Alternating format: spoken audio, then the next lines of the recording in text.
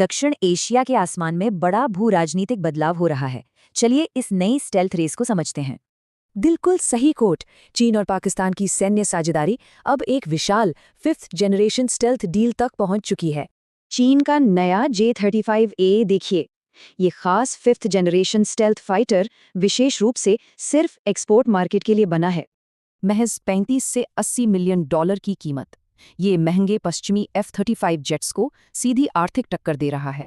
सस्ते दाम के बावजूद इसमें खतरनाक खूबियां हैं। इंटरनल वेपन बे होने से इसका स्टेल्थ पूरी तरह मेंटेन रहता है। चीनी मीडिया का आक्रामक दावा सुनिए। उनके मुताबिक हर 72 घंटे में एक नया फाइटर जेट तैयार हो सकता है। पाकिस्तान संभावित पहला खरीदार है, भले ही उनके रक्षा मंत्री ने इन मीडिया रिपोर्ट्स को फिलहाल खारिज कर दिया हो।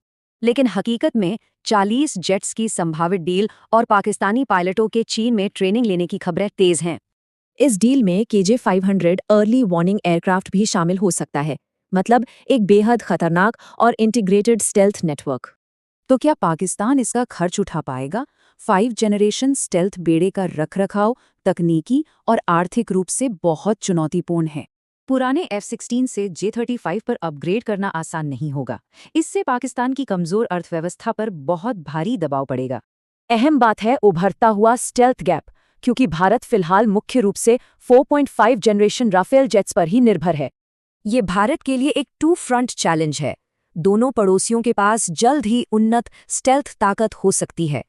स्टेल्थ से पाकिस्तान को फर्स्ट स्ट्राइक का फायदा मिलेगा। वे रडार से बचकर अहम लक्ष्यों पर पहले हमला कर सकते हैं। तो सवाल है, क्या भारत चुपचाप ये सब देखेगा या इस बड़ी तकनीकी छलांग का कोई तगड़ा जवाब देगा?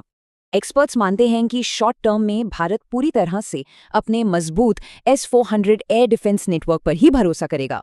लॉन्ग टर्म में इस खतरे के कारण भारत को अपना स्वदेशी AMCA स्टेल्थ प्रोजेक्ट तेजी से आगे बढ़ाना ही पड़ेगा।